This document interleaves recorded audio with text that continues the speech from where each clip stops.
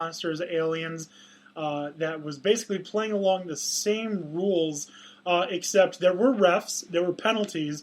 One of the penalties was unnecessary kindness. So if you didn't hurt someone, you got penalized.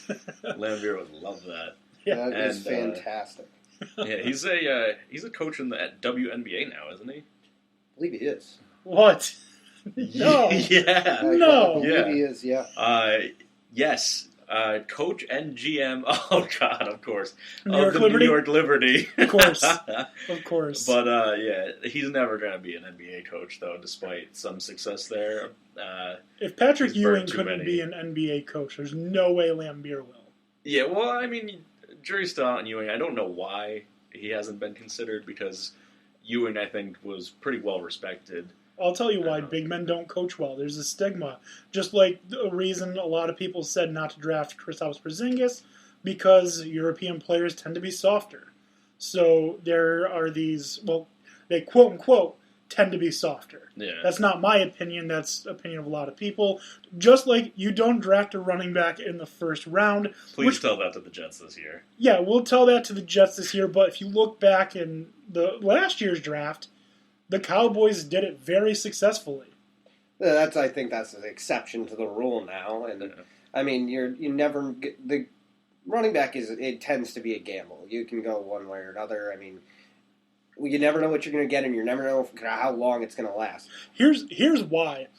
Typically, teams that are drafting with a need at running back have a bad offensive line. Well, that doesn't help. First round draft picks at running back tend to not be good. Mm-hmm. Let's say, for example, DeMarco Murray decides, you know what, I'm done playing football. The Titans have the third or fourth best line in the NFL. Do you think Dalvin Cook, if they drafted him in the first round, wouldn't be a good running back? I think it's directly tied. I don't think you can say that it's not. I mean, you have to have a good offensive line to have a good running game, to have a good passing game. It's a necessity. I mean, the only time it's not a necessity in a passing game is if you have a quarterback, then get it off before he gets killed. Yeah, I mean, if you're talking about these teams drafting these high players or having high draft picks, the Browns should be a super team.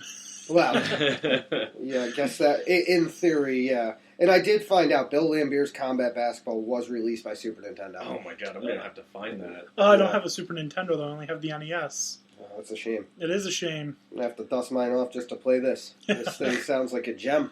Yeah. Well, we can have a DanDanTony tournament. Yeah, that would be retro old games, starting with Bill Lambier Combat Basketball. Yeah.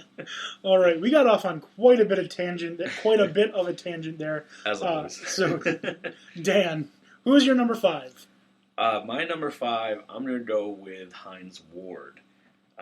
And a lot of people don't necessarily know about his reputation as a dirty player. He was a fantastic all-time receiver, but in 2009, he was voted by the other players in the league as the dirtiest player because he, gives vicious blindsided hits as often as possible. He broke a linebacker's jaw with one of those hits. It was Keith Rivers. Yes, Keith Rivers ended his season. I think Rivers was a rookie at the time, and it was completely unnecessary. The play was going out of bounds. Rivers was pretty much jogging, and then Ward just lays out this hit. Well, technically, it might be legal. No, it was helmet to helmet. Gray area. It was 100% helmet to helmet. Okay, then that I think is a dirty play. I think in that case he's probably trying to maybe not break his jaw, but maybe give him a concussion or maybe just lay him out. And also, though, you got to think, playing devil's advocate back then, we didn't know as much about head injuries as we do now. So the norm back then was lower your head, lower the boom. And that's, perfectly fine. Nowadays, there are rules, especially in college, that would have been targeting. He would have been ejected. In the NFL, you would like to think that would be a 15-yard personal foul or unsportsmanlike conduct. And if he did it again in the game, he'd be ejected, which is a newer rule. I like that. 2 unsportsmanlike conducts gets you an ejection. So, right, but it's not like we didn't know that. It's not like he went into that hit thinking it wasn't gonna be way over the top. And had he done it to someone like Brady or something, even at that time, he probably would have been suspended for a couple games after review. If you fart near Brady, you get suspended. True, I've heard that. If only it was into the football. Yeah. I don't think Hines Ward, I'm not going to sit here and defend everything he did as, let's use this term again, saintly, because he clearly wasn't. But he was scrappy. He was a more physical Steve Smith. And I think because he was a little bit bigger, a little bit stronger, that's what people liked about him was he is able to lower these hits. And when he got hit, which he got hit a lot, he would bounce right back up. He was tough, and he's named after a ketchup company, which is cool. I've never heard of Ward ketchup. Heinz, of course. But, no, I don't think he is as dirty as you are making him out to be. I don't know. I think if that many players are voting him as dirtiest player, these aren't all just like Ravens or Bengals or Browns players that are voting for him. I think he was voted by like 170 of the players that voted as the dirtiest, and they are on the field with him. They're way closer than any fans watching or any any observers, coaches, refs, etc. And I think he earned that reputation for a reason. Yeah, but I mean, again, playing devil's advocate, the players also get to know each other. He might have just been someone who ran his mouth a lot and wasn't popular among players, because if you look at players now, one guy who I don't have on my list, but is one of the dirtiest players in the NFL now, Vontaze Burfict, no one is saying he's the dirtiest player in the NFL. He certainly should be toward the top, but no one is coming out and unanimously voting him, and I think he's way worse than Hines Ward. Well, I mean, I think there's also... Possibly. Is Sports Illustrated still doing that? Is Sports Illustrated still a thing? Besides swimsuits? It's a thing. I don't know what it is, but it's a thing. I personally think it's difficult because comparing him to a defensive player, it's hard. The defensive players, in my opinion, have the much more opportunity to be considered a dirty player. I think Hines Ward's is magnified because it's not something we expect. Plus, we all know that he was a talker. He was very good at trash talking all of the time, and I can see where the resentment would build in other teams. It's hard to consider him a dirty player because there's just not as much evidence that could be there if he was playing on defense.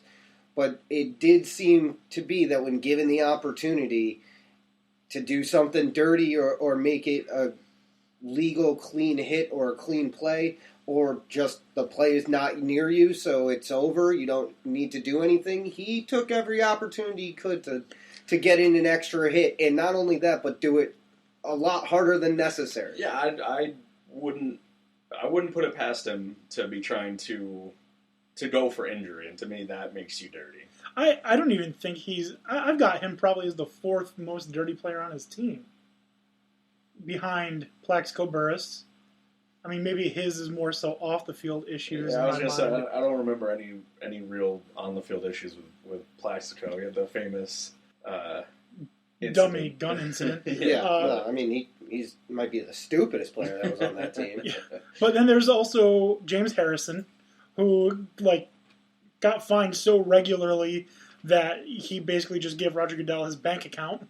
Yeah. And then I don't remember which of the Porters, either Joey or Tracy. I think it was Joey Porter, because both Porters were pretty dirty, but I think it was Joey that was on the Steelers at the same time he was, who was just lighting people up well after plays. At least he was doing it during plays. I guess, but I mean, there's the same argument that I had that why I thought that Richard Sherman had a dirty part of his ability. Because they don't want us to win? Well, listen, you can't light up a guy who's on the other end of the field after the ball's in the air, going to the other corner where you're literally going to have no effect on him, but you decide to just light somebody up. Apparently you can. Yeah, apparently you can, but it seems a little hypocritical of you when you just finished week or 2 weeks before that talking about how the league doesn't care about your safety when you play Thursday night games. Really? You care about safety enough, but you're willing to try and just blatantly hit somebody for the sake of, I don't know, a personal giggle? Yeah, personal giggle. Because it wasn't going to do anything for the play. I mean, it's hard to disagree with Richard Sherman. I mean, he has a Stanford degree. I ain't got a Stanford degree. Yeah, that's great. Great. He's a smart guy. You know, Yeah. I've seen his articles and stuff. Smart guy. Yeah, I mean, he got to play with Andrew Luck, so he knows a thing or two about good, wholesome football. Yeah, Andrew Luck. He thanks people when they hit him, which is just amazing. Yeah, if we were doing a list of like likable, and the most likable players, Luck would be Andrew Luck would be number one. Oh yeah, give a sportsmanship award. Luck's on there. Yeah, you got we'll have to do that eventually. Yeah, you got like Jason Witten, who's like a 2-time NFL Sportsman of the Year. All right, so that's Hines Ward. My opinion is still dirty, but of course there are arguments for him. So. That's my number 5. I think we're on number 4 for you then, Dan, right? So let's just recap. Mine was Rajah Bell at number 5. Tony, yours was Bill Laimbeer at 5. And Dan, you had Hines Ward at number 5. Moving on to number 4 for me is Zinedine Zidane. Now, this guy, I don't know much about soccer. I absolutely hate soccer. Like, I hate soccer. Even during the World Cup. When I have kids, I don't want my kids to play soccer. I would much rather go sit What are they going to do in Pee Wee sports, man? Ballet. Okay. I'll let my kids do ballet. I will gladly watch it. I will gladly watch them do gymnastics. I would be happy to watch them play baseball, softball, t-ball, whatever it is. Just not soccer. If I don't like soccer at the highest level with the professionals, I'm not going to want to watch a bunch of sloppy kids running around missing a ball. So Fair enough, I guess. So my number 4 is Zinedine Zidane. A lot of people, including some real big-time soccer people like Pele, have stated that Zinedine Zidane, during his time, was one of the best players in the world, which I see as a problem, especially considering people who don't like soccer recognize the name Pele. But when you think of Zinedine Zidane, all you think about is that headbutt. Yeah. To what was the guy's name? What I thought of. Yeah, to Marco Materazzi of the Italian team. So you can't headbutt people during a game, no matter what they say about your mom. I think it was his sister. His sister. I think it was his sister. Well, no matter what they say about your family member, you cannot headbutt them. I'm pretty sure outside of actual MMA fighting, you can't headbutt people. You just shouldn't be doing that. Yeah. Don't tell me how to live my life, all right, Tony? Well, hopefully no police officers listen. They have no proof of it. But yeah, obviously a headbutt is illegal in all sports, and he did get a red card for that. He got ejected, yeah. Yeah. Mm-hmm. Rightfully so. I think one of the bigger issues that I have with what he did is that not only... It was just on that stage? Well, it was on that stage. It was in front... Like, I was watching it in high school when it happened.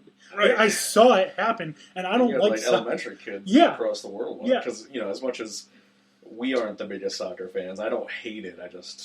I'm very neutral about it. I'm 0-0 about it, because that's what their scores always end at. What is even worse is that they commemorated it with a statue of him headbutting him. There is a statue.